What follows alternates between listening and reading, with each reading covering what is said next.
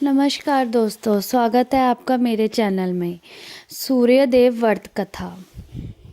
ओम हरिओम स सूर्यदेवाय नमः।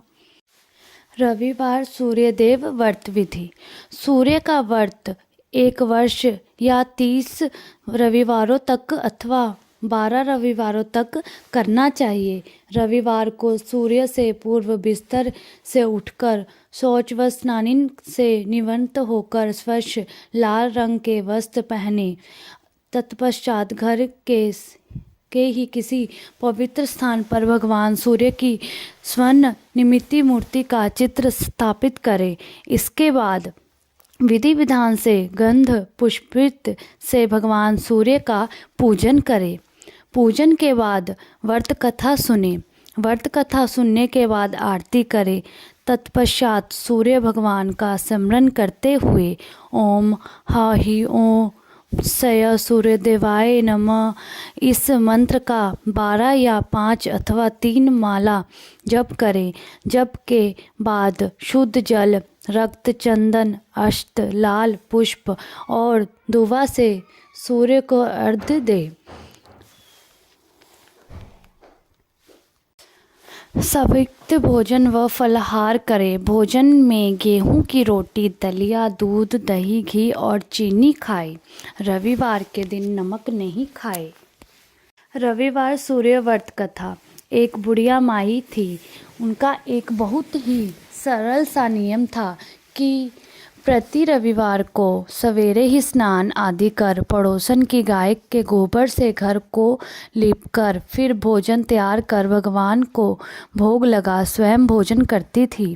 ऐसा व्रत करने से उसका घर धन धान्य एवं आनंद से पूर्ण था। इस तरह कुछ दिन बीत जाने पर उसकी पड़ोसन विचार करने लगी कि यह वृद्धा सदा मेरी गौ का गोबर ले जाती है, इसलिए वह अपनी गाय को घर से के भीतर बांधने लगी। बुढ़िया को गोबर न मिलने से रविवार दिन अपने घर को न लीप सकी, इसलिए उसने न तो भोजन बनाया और न भगवान भोग लगाया तथा स्वयं भी उसने भोजन नहीं किया। इस प्रकार उसने निराहार व्रत किया। रात हो गई और वह भूखी सो गई। रात में भगवान ने उसे स्वप्न में दर्शन दिए और भोजन न बनाने तथा भोग न लगाने का कारण पूछा। बुढ़िया माई ने कहा, आज मुझे घर लीपने के लिए गाय का गोबर नहीं मिला, जिससे हमारा घर शुद्ध नहीं हुआ, जिससे मैं खाना भी नहीं बना पाई और न ही आपको भोग लगा पाई।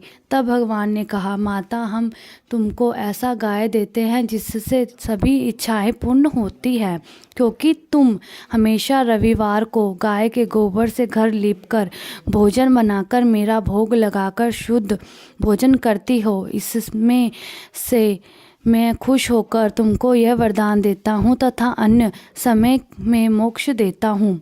स्वयं में ऐसा वरदान में देकर भगवान अंतर ध्यान हो गए और जब श्रद्धा की आंखें खुली तो वह देखती ही रह कि आंगन में एक अति सुंदर गाय और बछड़ा बंधे हुए हैं। वह गाय और बछड़े को देखकर अत्यंत प्रसन्न हुई और उनको घर के बाहर बांध दिया, वहीं खाने का चारा डाल दिया।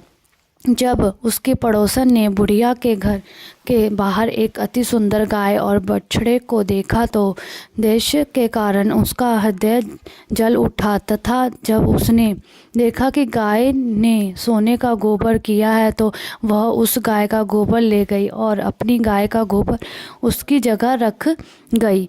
वह प्रति ऐसा करती रही और सीधी सादी बुढ़िया को इसकी खबर नहीं होने दी।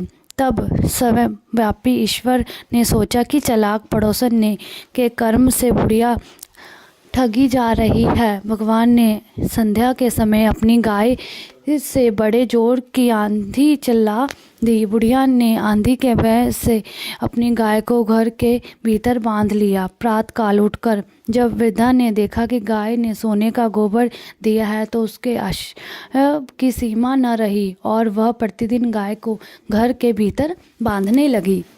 उधर पड़ोसन ने देखा कि बुढ़िया गौ को घर के भीतर बांधने लगी है और उसका सोने का गोबर उठाने का दाव नहीं चला था, तो वह ईर्ष्या से जल उठी और कुछ उपाय न देख उसे उस देश के राजा की सभा में जाकर कहा, महाराज, मेरे पड़ोस में एक वृद्धा के पास ऐसी गाय है जो आप जैसे राजाओं के ही योग्य है। वह रोज सोने का गोबर देती है।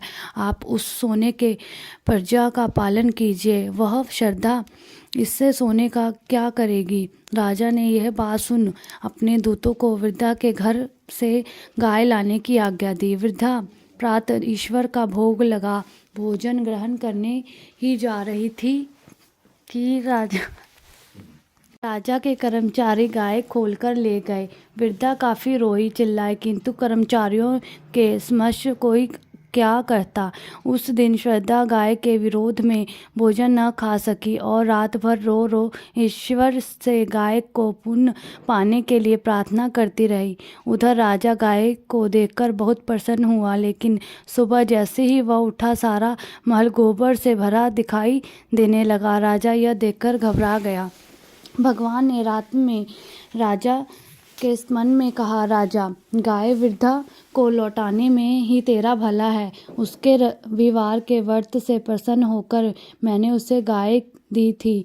प्रातः उसे ही राजा ने वृद्धा को बुलाकर बहुत से धन के साथ सम्मान सहित गाय व बछड़ा लौटा दिए।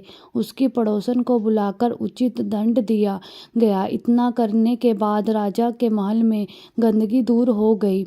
उसी दिन से राजा ने नगर वासियों को आदेश दिया कि राज्य की तथा अपनी समस्त मनोकामनाओं की पूर्ति के लिए रविवार को व्रत करो। व्रत करने से नगर के लोग सुखी जीवन व्यतीत करने लगे। कोई भी बीमारी तथा प्रवृत्ति का प्रकोप उस नगर पर नहीं होता। सारी प्रजा सुख से रहने लगी।